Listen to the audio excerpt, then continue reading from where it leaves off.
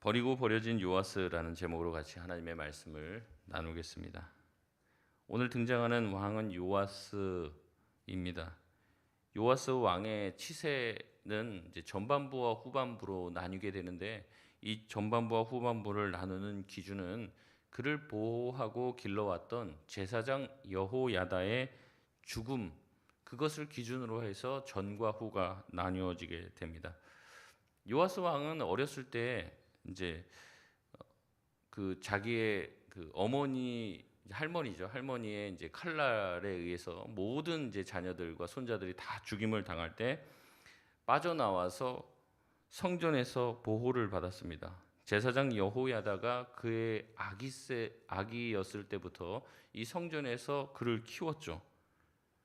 그렇기 때문에 이 제사장 여호야다가 있을 때는 요아스는 하나님을 떠나지 않고 하나님께서 기뻐하시는 일들을 행합니다.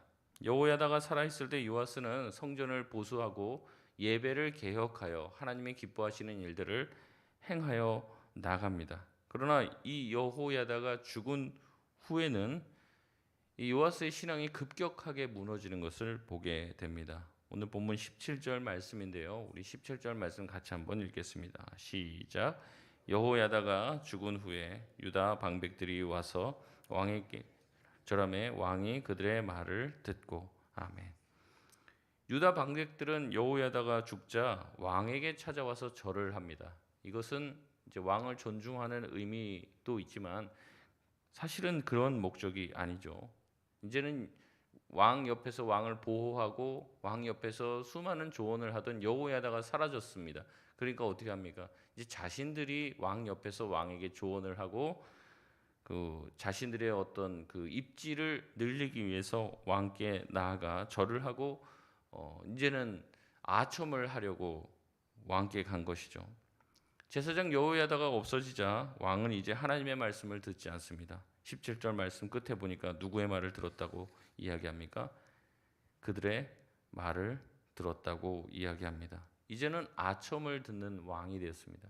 그전에는 하나님의 말씀과 제사장의 말을 들었던 왕이 이제는 아첨을 듣는 왕이 되었습니다. 요아스의 신앙은 비뚤어지기 시작합니다. 18절에 요아스는 여호와의 전을 버리고, 그전에는 수축했던 사람이 이제는 여호와의 전을 버리고 아세라 목상과 우상을 섬기는 자가 되었습니다. 당연히 하나님은 그 모습을 그냥 보고만 있지 않으시죠. 19절에 어떻게 하십니까? 선지자들을 보내서 경고를 하십니다. 여호와께로 다시 돌아오게 하시려고 경고를 하셔요. 그러나 요아스는 어떻습니까? 듣지 않습니다. 보다 못한 하나님은 다시 한번 선지자를 보내는데 20절에 요아스를 키워주고 여기까지 요아스가 왕이 되게 했던 제사장 여호야다가 있다고 그랬죠. 이 여호야다의 아들인 스가랴를 감동시키십니다. 그래서 이제 여호야다의 아들 스가랴를 통해서 강력한 경고를 합니다. 네가 하나님을 떠나면 하나님께서 너도 버리실 것이다라고 얘기하며 하나님께로 돌아오라고 얘기하죠. 제가 다시 한번 말씀을 드립니다. 제사장 여호야다가 어렸을 때부터 이 요아스를 들여서 성전 안에서 키운 거예요. 말씀으로 교육하고 양육하고 성전에서 마치 사무엘처럼 그렇게 키운 거예요. 근데 지금 하나님의 영으로 감동받은 사람이 누굽니까? 제사장 여호야다의 아들 스가랴입니다. 그러니까 아마도 요아스와 거의 동년배로 볼 수 있습니다. 그러니까 같이 어렸을 때부터 성전 안에서 신앙 교육을 받은 주일학교 동기나 다름이 없어요. 어렸을 때부터 같이 자랐단 말이죠. 게다가 여호야다의 아들입니다. 그러면 어떻습니까? 마치 형제처럼 친구처럼 여길 수 있는 거죠. 그리고 그가 하는 조언은 하나님께서 어떻게 보면 들을지도 모른다라고 생각해서 그에게 하나님의 영으로 충만하게 하여 하나님의 말씀을 대언하게 합니다. 그럼에도 불구하고 요아스는 어떻습니까? 스가랴의 말을 듣지 않습니다. 21절에 무리가 함께 왕을 꿰입니다. 이렇게 왕을 속이고 그 꿰매 왕은 넘어가죠. 왕은 명령합니다. 스가랴를 죽이라고 명령을 해요. 그리고 21절에 보면 스가랴를 어디서 죽입니까? 여호와의 전뜰 안에서 돌로 쳐 죽입니다. 성전 안에서 돌로 쳐 죽였다는 거예요. 굉장히 아이러니한 모습이죠. 자기 할머니가 이제 그 아합 왕 아합과 이세벨의 딸이란 말이죠. 그 이제 자기 할머니가 그 밑에 있는 그 모든 이제 다윗의 씨를 다 완전히 다 말려버리려고 다 죽이는데 그때 겨우겨우 구사일생으로 빠져나와서 성전에서 자랐단 말이에요. 자기가 성전에서 하나님의 보호를 받고 자랐습니다. 그러니까 성전은 뭡니까? 자기가 어려서부터 자라왔던 고향이자 자기의 보호막이었고 자기의 생명을 온전하게 보호해줬던 성전인데 거기서 어떤 일을 합니까? 자기를 보호해줬던 여호야다의 아들 스가랴를 성전 안에서 돌로 쳐 죽입니다. 그러니까 워낙 이 모습 자체가 얼마나 아이러니컬한 줄 몰라요. 요아스가 아달랴 자기 할머니의 칼끝을 피해 보호받았던 곳에서 자기를 보호해줬던 사람의 아들을 돌로 쳐 죽인다는 거죠. 어떻게 보면 드라마를 써도 이렇게 막장 드라마를 쓸 수 있을까 하는 것이 현실입니다. 22절은 이 장면을 이렇게 기록합니다. 22절 말씀 우리 같이 한번 읽겠습니다. 시작. 요아스 왕이 이와 같이 스가랴의 아버지 여호야다가 베푼 은혜를 기억하지 아니하고 그의 아들을 죽이니 그가 죽을 때에 이르되 여호와는 감찰하시고 신원하여 주옵소서 하니라. 아멘. 성경은 말합니다. 요아스가 뭘 잊었다는 거예요? 여호야다가 베푼 은혜를 기억하지 않았다라고 얘기합니다. 은혜를 입었다면 은혜를 기억해야 되고 은혜를 갚아야 하는 것이 당연한 것이죠. 그러나 요아스는 그 은혜를 금세 잊어버립니다. 자기를 지켜주고 자기 생명을 보호해주고 나중에 자기를 왕으로 등극시켜주고 왕권을 강화시켜줬던 제사장 여호야다의 은혜를 잊지 말았어야만 했습니다. 하지만 그것을 금세 잊어버리고 그의 아들을 죽인단 말이죠. 요아스는 은혜를 원수로 갚습니다. 여호야다의 아들을 죽입니다. 자기의 친구와 같고 주일학교 동기와도 같은 자신의 친구 스가랴를 죽인다는 거죠. 돌에 맞아 죽어가는 스가랴는 하나님께 기도합니다. 22절 끝에 하나님께서는 이 모든 일을 감찰해 주시고 신원해 달라, 갚아 달라는 거죠. 이 기도는 하나님에 의해서 응답되게 됩니다. 23절 말씀에 1주년 말에 이제 1년하고 그 다음 해 말이 되었어요. 다음 아람 군대가 이제 쳐들어오게 되는 거죠. 그들은 모든 유다의 방백들을 다 무찌르고 백성들을 노력하고 쳐들어옵니다. 우리 24절 말씀 같이 한번 읽겠습니다. 시작. 아람 군대가 적은 무리로 왔으나 여호와께서 심히 큰 군대를 그들의 손에 넘기셨으니 이는 유다 사람들이 그들의 조상들의 하나님 여호와를 버렸음이라. 이와 같이 아람 사람들이 요아스를 징벌하였더라. 아멘. 군사적으로 아람은 적은 군대를 데리고 옵니다. 그러니까 군사적으로 보면 유다가 훨씬 강하다는 거예요. 근데 하나님께서 어떻게 합니까? 이 큰 군대를 그들의 손에 넘기셨다고 얘기합니다. 아람이 이기는 이유는 무엇입니까? 하나님께서 그들을 아람 손에 넘기셨기 때문에 아람이 이기는 것이죠. 아무리 큰 군대를 유다가 가지고 있어도 이길 수가 없습니다. 여러분, 하나님께서 그렇게 하신 이유는 무엇입니까? 요아스가 하나님께서 그에게 베풀어 주신 은혜를 잊어버리고 그것을 기억하지 않고 여호야다의 아들 스가랴를 죽였기 때문에 그런 것이죠. 그리고 스가랴가 하나님께 이 모든 것을 신원해 달라고 기도했을 때 하나님께서는 그것을 응답해 주십니다. 요아스가 하나님을 먼저 버렸습니까? 하나님이 요아스를 먼저 버리셨습니까? 요아스가 먼저 하나님을 버린 것이죠. 그래서 하나님도 요아스를 아람의 손에 넘기시고 징계하십니다. 그러나 이런 장면들은요, 이미 성경에 예언이 되어 있던 것입니다. 하나님께서는 다윗에게 다윗 언약을 주세요. 그래서 내가 네 왕위를 계속 공고하게 할 것이다.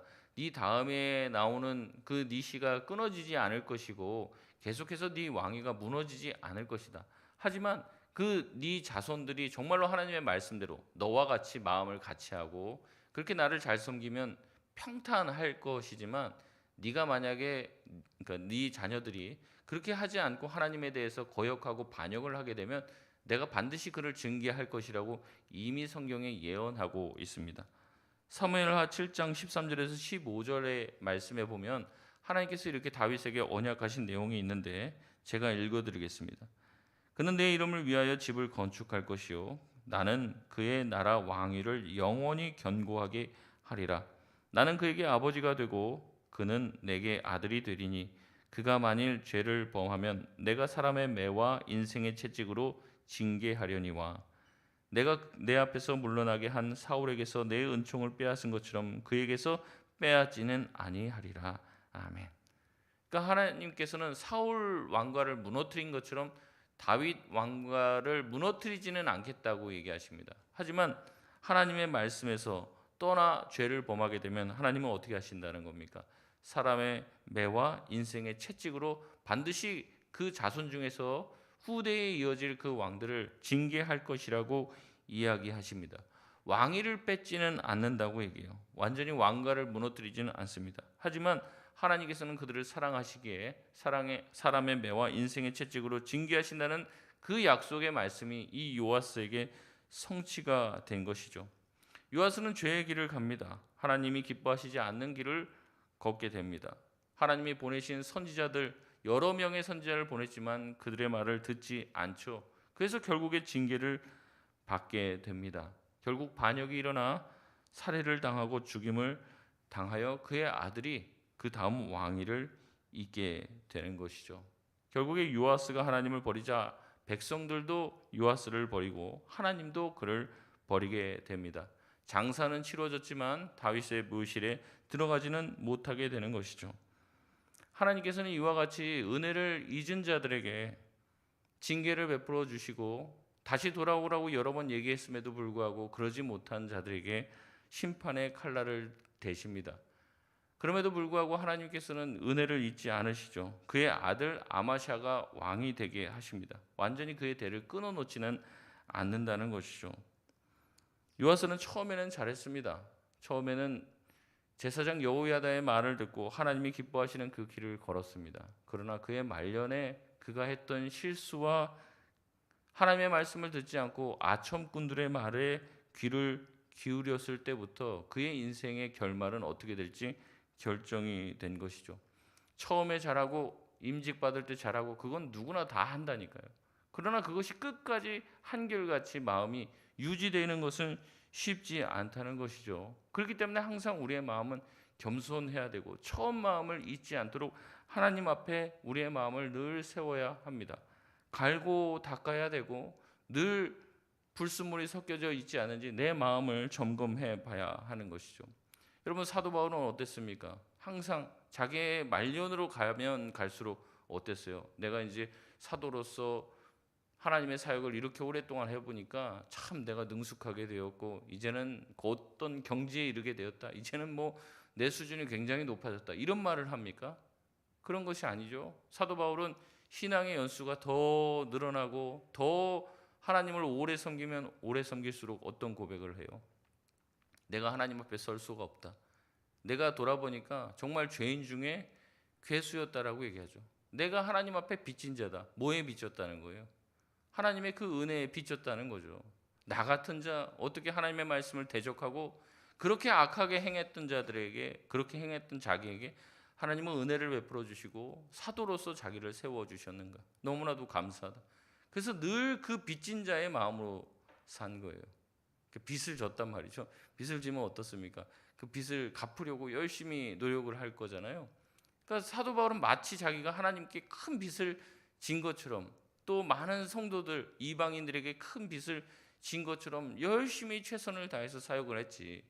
내가 사역하면서 나 사역 이렇게 열심히 하고 전도 열심히 하고 내 주님을 위해서 이렇게 열심히 살았으니까 내가 하늘에 받을 복이 많겠지. 이런 교만한 마음으로 살지를 않았던 거예요. 내가 이렇게 애써도 하나님이 나에게 주신 은혜의 빚 그것의 일부도 내가 갚지 못한다라는 생각, 그 가난한 마음을 가지고 늘 겸손한 마음을 가지고 뭐라고 고백합니까? 나의 나 된 것은 나의 공로가 아니라 나의 힘과 능력으로 된 것이 아니라 오직 하나님의 은혜로 되었다라고 고백하게 되는 것이요. 그래서 죽기 전에 정말 마지막으로 쓴 그 디모데 후서에서 뭐라고 얘기합니까?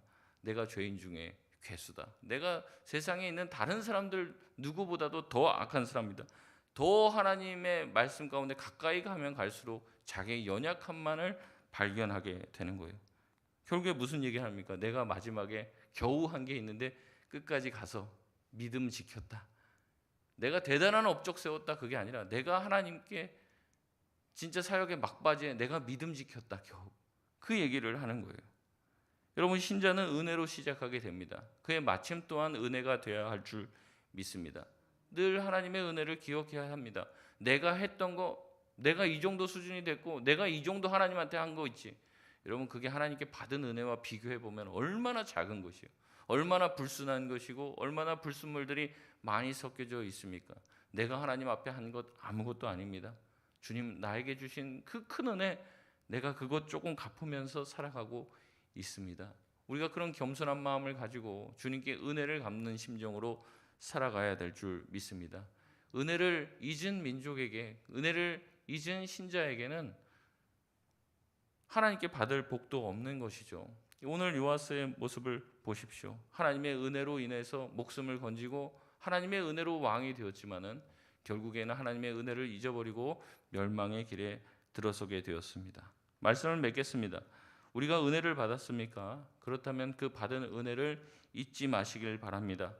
바울이 살았던 것처럼 늘 빚진 자의 마음으로 사시길 바랍니다. 빚진 자가 빚을 갚기 위해 애쓰며 노력했던 것처럼 그 마음으로 사실 수 있길 바랍니다. 하루하루가 다 하나님의 은혜잖아요. 그렇다면 그 받은 은혜를 잊지 말아야 하는 것이죠. 주님의 은혜를 기억하며 빚진 자의 모습으로 살 수 있는 저와 여러분 다 되시길 주님의 이름으로 축원드립니다. 우리 시간 같이 기도하겠습니다.